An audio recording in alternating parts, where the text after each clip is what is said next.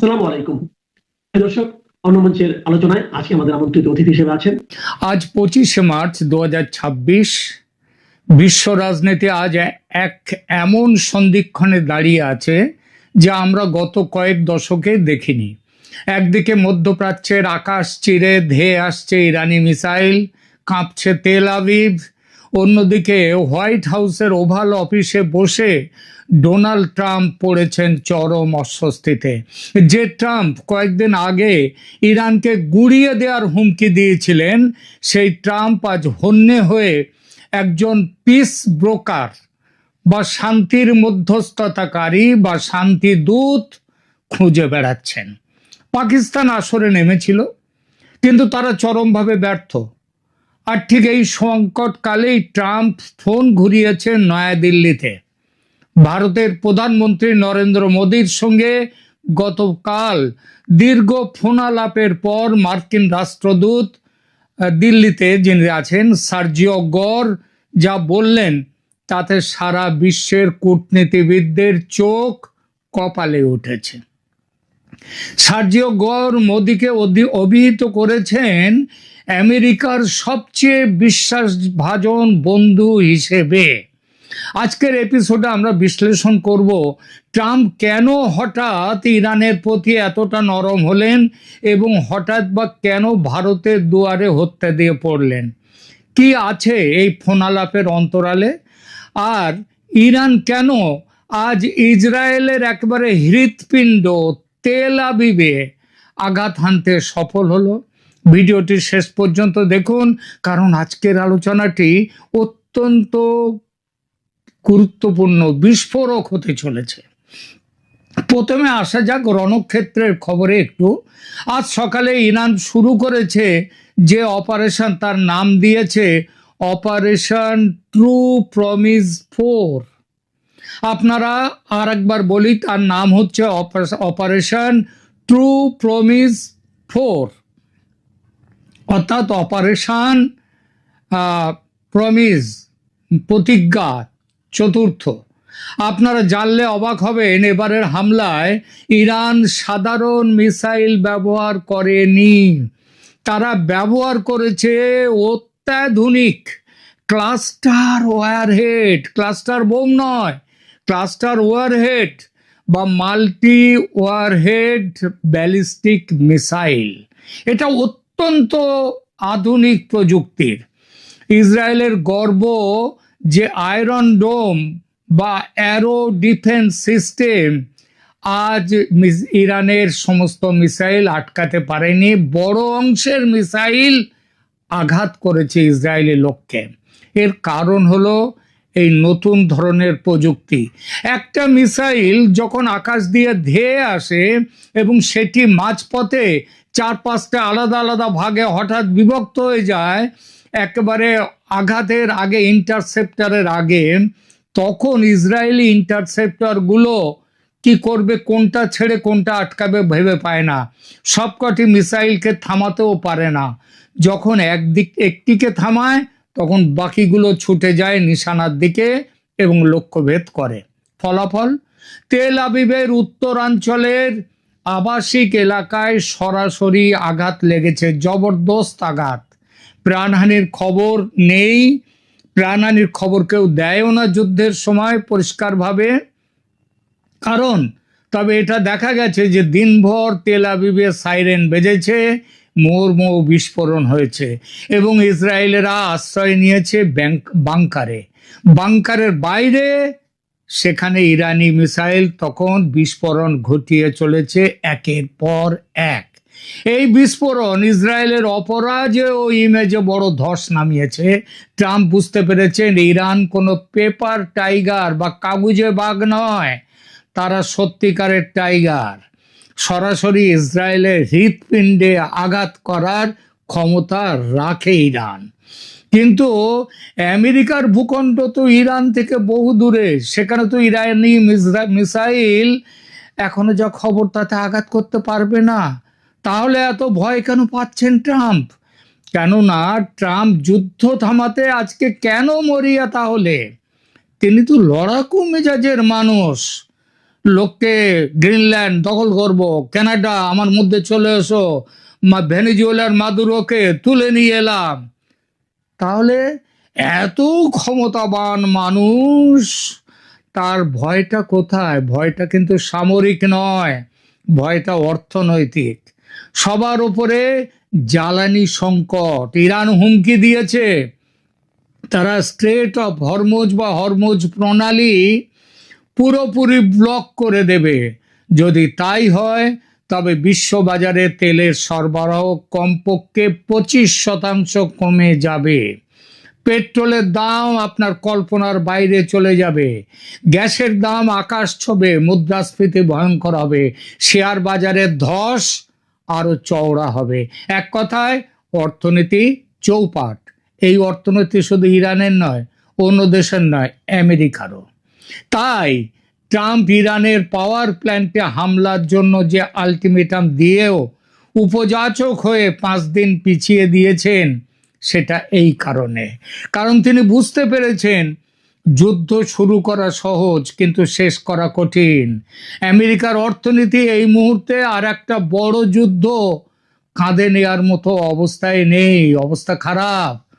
তাই ট্রাম্প ব্যস্ত হয়ে উঠেছেন যুদ্ধবিরতির জন্য শান্তি প্রস্তাব তৈরি করতে, করেও ফেলেছেন একটি 15 পয়েন্টের পিস প্ল্যান, শান্তি চুক্তি, মানে শান্তি তার তরফ থেকে একটা শান্তির প্ল্যান। তবু কথায় আছে না, ভাঙবে তবু মচকাবে না। একটা 15 পয়েন্ট পিস প্ল্যান তৈরি করে খুব প্রচার করছে আমেরিকা। সেখানে শান্তি স্থাপনের জন্য আমেরিকা ইরানের কাছে কি চাইছে সেগুলো বলা আছে। এই পিস প্ল্যানের একটি কপি পাকিস্তানের প্রধানমন্ত্রী শেহবাজ শরীফ আর ফিল্ড মার্শাল আসিফ মুনির আলোচনা করতে চেয়েছিলেন ইরানি প্রেসিডেন্ট পেজেশকিয়ানের সঙ্গে, আলোচনা করেছেন। কিন্তু প্রস্তাব দেখে ইরান ক্ষেপে লাল। সঙ্গে সঙ্গে তেল আবিব আর খাড়ি দেশের যারা আমেরিকার স্যাটেলাইট আর আমেরিকার মিত্র, সেই আরব মিত্রদের ওপর আক্রমণ আরো জোরদার করেছে। ওই প্ল্যানটা দেখে কি আছে আমেরিকার পিস প্ল্যানে, 15 দফাটা তাহলে একটু বলি। 1 নম্বর 1 মাসের যুদ্ধবিরতি। 2 নম্বর ইরানের যে বর্তমান বিদ্যমান পারমাণবিক সক্ষমতা ভেঙে ফেলা, সেটা রাখলে চলবে না। 3 নম্বর ইরান আর কখনো পারমাণবিক অস্ত্র অর্জনের চেষ্টা করবে না, এমন স্থায়ী অঙ্গীকার করতে হবে। 4 নম্বর ইরানের মাটিতে সব ধরনের ইউরেনিয়াম সমৃদ্ধকরণ যেসব করা হচ্ছে সেগুলো বন্ধ করতে হবে। 5 নম্বর নির্ধারিত সময়সূচি অনুযায়ী সমৃদ্ধ ইউরেনিয়াম যেগুলো ইরানের কাছে আছে সেগুলো ইন্টারন্যাশনাল অ্যাটমিক এনার্জি এজেন্সির কাছে হস্তান্তর করতে হবে। 6 নম্বর নাতাঞ্জ, ইস্পাহান ও ফোর্দো, এই জায়গাগুলোতে যে ইরানের পারমাণবিক কেন্দ্রগুলো আছে সেগুলো বন্ধ করতে হবে এবং ধ্বংস করে ফেলতে হবে। 7 নম্বর আইএই, ইন্টারন্যাশনাল অ্যাটমিক এনার্জি এজেন্সি, তাদেরকে ইরানের ভেতরে তথ্য স্থাপনা পুরোপুরি তাদের হাতে ছেড়ে দিতে হবে। তারা যখন খুশি যাবেন সেখানে চেক করবেন কি হচ্ছে না হচ্ছে। 8 নম্বর সেন্ট্রিফিউজ অকার্যকর করা এবং সমৃদ্ধকরণ অবকাঠামো দ্রুত নিষ্ক্রিয় করা। এর সবই হচ্ছে ওই পারমাণবিক অস্ত্র যাতে তৈরি না করতে পারে, কিংবা এমনকি পারমাণবিক বিদ্যুৎ প্রকল্পও যাতে ভালোভাবে তৈরি না করতে পারে সেই ব্যবস্থা। 9 নম্বর ব্যালিস্টিক ক্ষেপণাস্ত্র কর্মসূচি যা ইরানের আছে সেটাকে কঠোরভাবে সীমিত করতে হবে বা একেবারে বন্ধ করে দিতে হবে, অর্থাৎ ব্যালিস্টিক মিসাইল তৈরি করা যাবে না। 10 নম্বর পরবর্তী আলোচনায় ক্ষেপণাস্ত্রের সংখ্যা ও পাল্লার সীমা বেঁধে দেওয়া হবে, যে কত মিসাইল ইরান রাখতে পারবে এবং তাদের কতটা পাল্লা কতটা হবে, কত দূর যাবে, সেগুলো বেঁধে দেবে কে? আমেরিকা। হিজবুল্লাহ 11 নম্বর, হিজবুল্লাহ, হামাস সমেত হুথি ইত্যাদি যে আঞ্চলিক ইরানের প্রক্সি গোষ্ঠীগুলো রয়েছে যাদেরকে ইরান অর্থ অস্ত্র দেয় সেটা বন্ধ করতে হবে। 12 নম্বর, ইরানের সামরিক সক্ষমতাকে শুধু আত্মরক্ষামূলক কাজেই সীমিত রাখতে হবে। মানে তারা সামরিক কাজকর্ম যুদ্ধের জন্য নয়, নিজেদের প্রয়োজনে রাখতে হবে, নিজেদের দেশের ভেতরের প্রয়োজন। 13 নম্বর, হরমুজ প্রণালী পুরোপুরি খোলা রাখা। এত কিছু দিতে হবে ইরানকে, আর ইরান বিনিময়ে পাবে কি সেটা আছে পিস প্ল্যানের শেষ দুটো পয়েন্টে। সেই পয়েন্ট দুটো কি?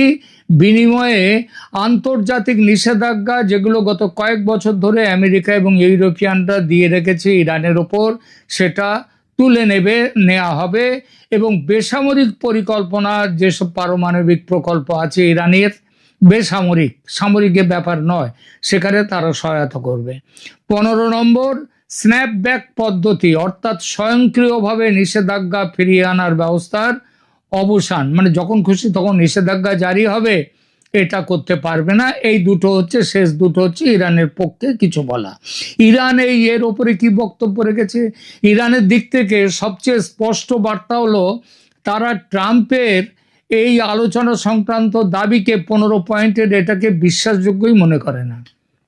রয়টার্স তার রিপোর্টে বলেছে তেহরান এসব আলোচনার কথা ফেক বা ভুয়ো বলে উড়িয়ে দিয়েছে, বলেছে আমাদের সাথে কোনো রকম আলোচনা আমেরিকার হচ্ছে না, হয়নি। আরও কিছু প্রতিবেদনে বলা হয়েছে প্রস্তাবটি পাকিস্তানের মাধ্যমে পাঠানো হয়, এবং তা ইরানিদের ব্যবস্থার ভেতরে ইরানের কতদূর অবধি গিয়েছে সেটাও পরিষ্কার নয়, কারণ পাকিস্তানিদের সঙ্গে ইরান কথা বলার ব্যাপারে এই যুদ্ধ অভ্যন্তরীণ যোগাযোগ ব্যবস্থা এই যুদ্ধের সময় একটু কঠিন, বিশেষত যেভাবে তাদেরকে মারবার জন্য আমেরিকা এবং ইসরায়েল তৈরি হয়ে রয়েছে, তাতে যোগাযোগ সবসময় করে ওঠা মুশকিল। আর এমন প্রস্তাবের সম্মতি দিতেও পারে না ইরান। তাই প্রকাশ্যে দূরত্ব রেখে ইরান বলছে যে মার্কিন পক্ষ অবাস্তব কিছু স্বপ্ন দেখছে, অবাস্তব, এটা স্বপ্ন দেখছে। এর মানেটা কি? এটা আসলে শুধু পিস প্ল্যান নয়, বরং যুদ্ধবিরতির সঙ্গে জুড়ে দেয়া এক ধরনের বিস্তৃত নিরাপত্তা ও পারমাণবিক পুনর্গঠন প্যাকেজ। সমস্যা হলো প্রস্তাবের কেন্দ্রবিন্দুতে আছে শূন্য সমৃদ্ধকরণ, পারমাণবিক স্থাপনা নিষ্ক্রিয়করণ, ক্ষেপণাস্ত্র মিসাইল সীমাবদ্ধতা, প্রক্সি নেটওয়ার্ক ছাঁটাই। এগুলোর সবগুলোই হচ্ছে ইরানের জন্য অত্যন্ত সংবেদনশীল এবং কৌশলগত বিষয়। ইরানের পক্ষে এগুলো মেনে নেওয়া সম্ভবই নয়। তাই আপাতত এটিকে শান্তি চুক্তি না বলে বলা যায় এটা মার্কিনীদের উইশ লিস্ট, মার্কিনীরা কি চায় সেইটা। পাকিস্তানের চেষ্টা মাঠে মারা যাওয়াতে ট্রাম্প এখন এমন একজনকে খুঁজছেন যিনি শান্তি প্রক্রিয়ায় মধ্যস্থতা করতে পারবেন, যার কথা ইরান শুনবে, আবার ইসরায়েলও মানবে। আর এই সমীকরণে পাকিস্তান এই ভারত দুই দেশ লাইমলাইটে চলে এসেছিল, কিন্তু পাকিস্তান চলে গেছে। গত দুদিন ধরে আমরা দেখেছি পাকিস্তানের সেনাপ্রধান আসিম মুনির এবং প্রধানমন্ত্রী শেহবাজ শরীফ খুব দৌড়ঝাঁপ করছেন, মানে ফোনে। তারা ট্রাম্পের হয়ে মধ্যস্থতা করতে ইরানি রাষ্ট্রপতি মাসুদ পেজেশকিয়ানের সঙ্গে বৈঠক করেছেন, কিন্তু ফলাফল শূন্য। কেন? কারণ পাকিস্তান সফল হয়নি বা হবে না, তার কয়েকটা কারণ আছে, সেই কারণগুলো ছোট্ট করে বলি।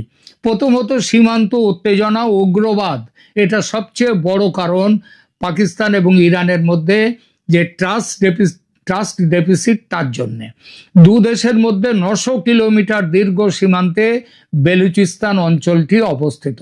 ইরান অভিযোগ করে সুন্নি জঙ্গি গোষ্ঠী জইশ আল আদাল তারা পাকিস্তান থেকে ইরানে হামলা চালায়। ইরান তো শিয়াদের দেশ, আর পাকিস্তানের সুন্নি জঙ্গি গোষ্ঠী জইশ আল আদাল তারা ইরানে হামলা চালায় এই অঞ্চল থেকে। আবার পাকিস্তানের অভিযোগ বেলুচ বিচ্ছিন্নতাবাদী গোষ্ঠীগুলো, যেমন বেলুচিস্তান লিবারেশন আর্মি, এরা ইরানের মাটিতে আশ্রয় পায়।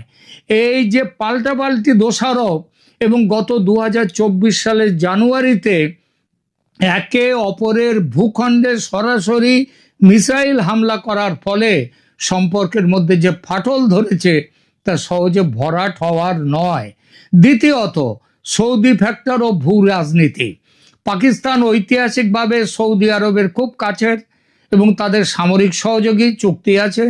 যেহেতু সৌদি আরব ও ইরানের মধ্যে দীর্ঘকাল ধরে আঞ্চলিক আধিপত্যের লড়াই চলছে, তাই তেহরান সবসময় ইসলামাবাদকে সন্দেহের চোখে দেখে।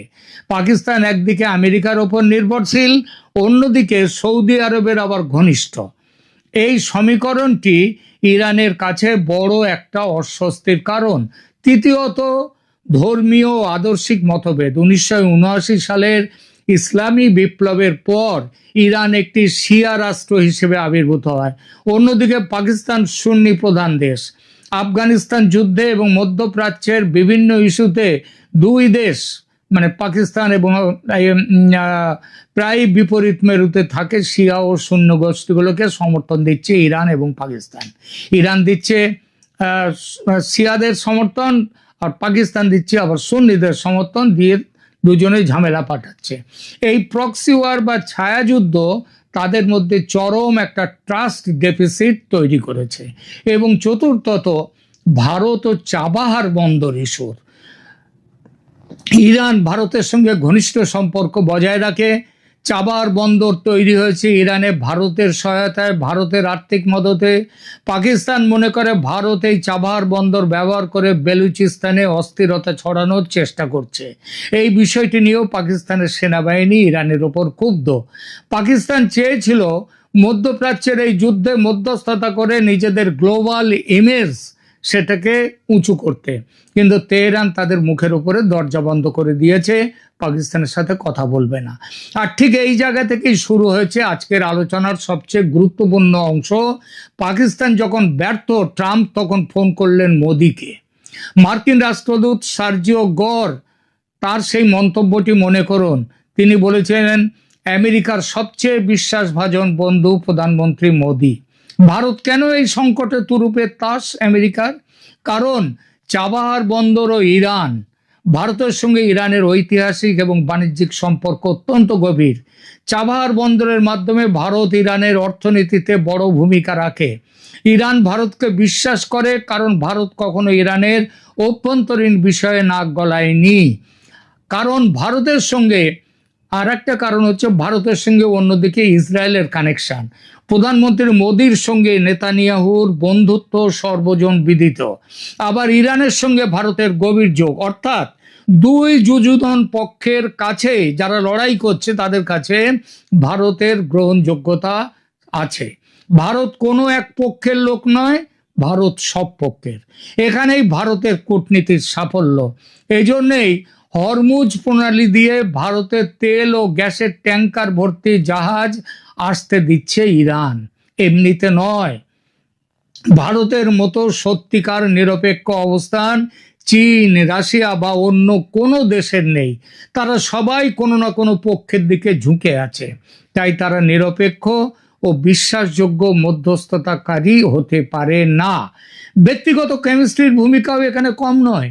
ট্রাম্প জানেন, মোদি যদি ব্যক্তিগতভাবে ইরানের রাষ্ট্রপতি পেজেশকিয়ানকে বলেন, যথেষ্ট হয়েছে ভাই, এবার বন্ধ করুন লড়াই, তবে তেহরান তা গুরুত্ব দিয়ে বিবেচনা করবে।